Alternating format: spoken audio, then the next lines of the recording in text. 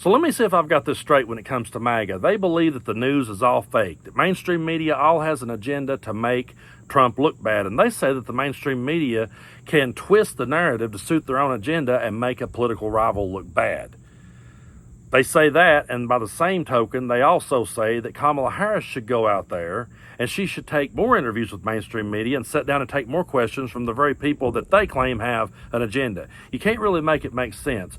But Donald Trump goes on a town hall meeting with Sean Hannity on Fox News.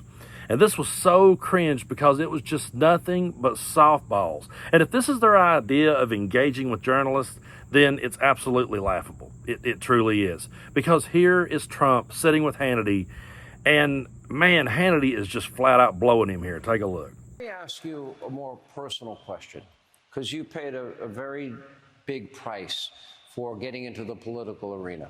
Never mind opportunity costs that you would have had. You've had a successful business. Obviously, you've been a victim of lawfare, if you will, or a weaponized Department of Justice. Although the Supreme Court ruling on immunity, I think, was very clear, although certain judges may not abide by it. Yeah. And I listened to you talk about the borders. I listened to you talk about how dangerous the world situation is. I listened to you talk about the economy and fracking and the need for energy, and I hear you.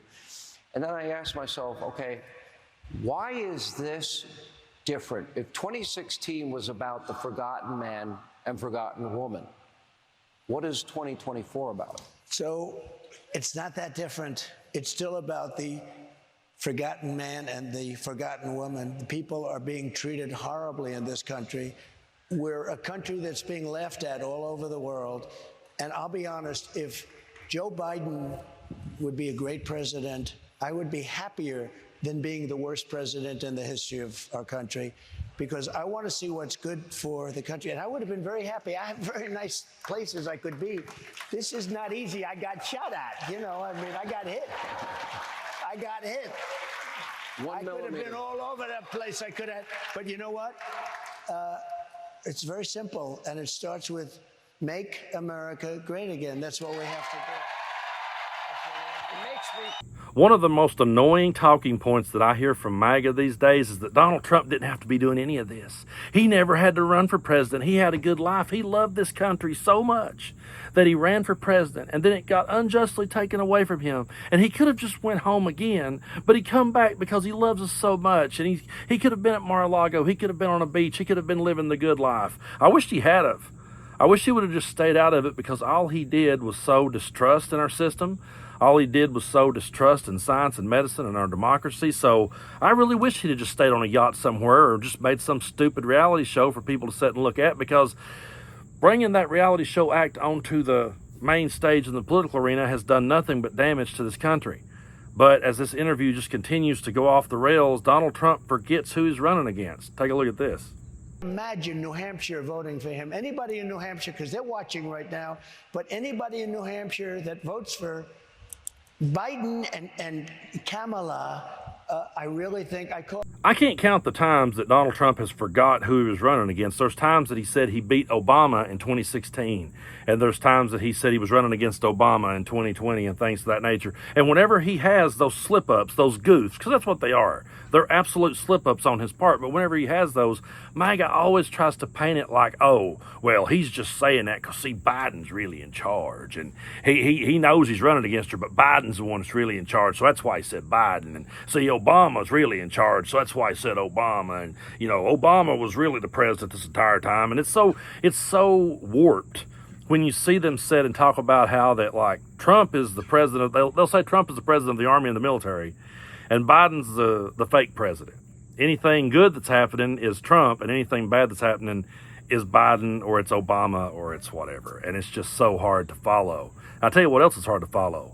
Whenever Donald Trump starts rambling about his uncle being smart, I can't take it, but go ahead and look. You know, the one program I hated to upgrade, hated it, was the nuclear program. And I understand it may be better than anybody. My uncle was at MIT, a professor, the longest serving professor in the history of MIT, a very smart guy. We have a smart family. It's nice to have a smart family. But I understood nuclear for a long time. The power of nuclear weapons. You need a president that's not going to be taking you into war. We won't have World War III when I'm elected. You know, I got a cousin that graduated from college, and he's the only one in my family that's ever done it. And I guarantee you, if I was at Thanksgiving dinner and I just constantly sat and said, I got a cousin went to college, I got a cousin's got a degree, I got a cousin, I guarantee you my family would call me out and they'd say, yeah, but Brando, you never done it. So why does him having the degree make you smart? Why does his uncle being at MIT make Trump smart? It doesn't. First of all, that's got nothing to do with anything. So what? And he never goes on to tell you anything. It's just, I know all about nuclear. My uncle knew about nuclear. I've studied nuclear.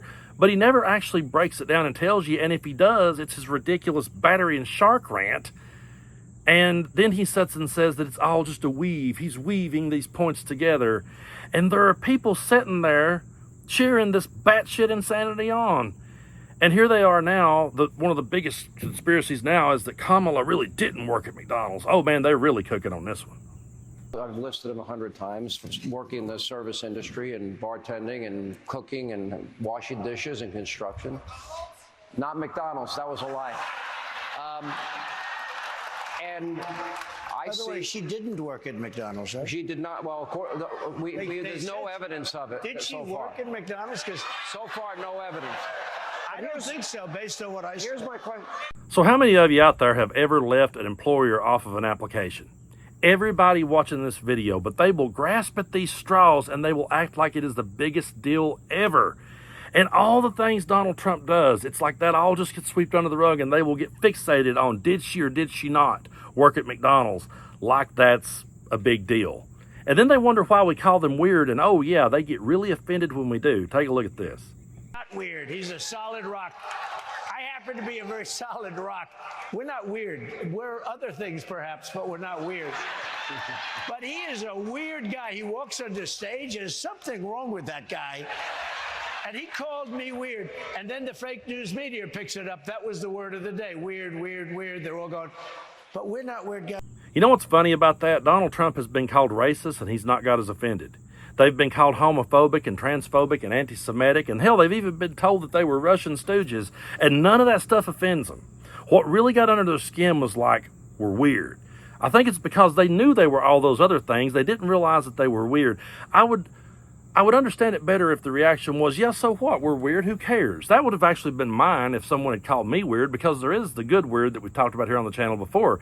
You know, a lot of artists, songwriters, poets, musicians, we're all considered weird. So I would have leaned into it and embraced it, but that gets under their skin. That one rubs them the wrong way because they didn't realize that the rest of us was looking over at them thinking, you guys are pretty damn weird. And it is weird. It's weird that we catch them in one trap after another, and we catch them in those traps because they set themselves up for it. Their hypocrisy is so over glaring that they absolutely set themselves up for it. They absolutely do, and we keep calling it out, and then we point out how weird that it is, and that really gets under their skin. But now this is their idea of what you should do if you're running for president. You should go out, you should take the tough questions. I've not seen Trump do it yet. I've not saw him sit down and take any tough questions. Any interview that we've covered here on the channel, he just sits there and gets softballs from some bro who just loves him and worships at his feet. Back when I used to play at this bar, the owner was one of my best friends, and he used to have this joke he would say. If he saw you sitting at the bar, just really, if he overheard you like complimenting someone real hard, or maybe you hugged him and held on to him a little bit too long, he'd go, why don't you two get a room? And he would say that all the time. And as I was watching Hannity and Trump, I'm like, you two just get a room and get it over with, because that's ridiculous. And that's not journalism, and that's not a politician taking hard questions from anyone. It's just an absolute joke at this point. And yeah, it's pretty damn weird.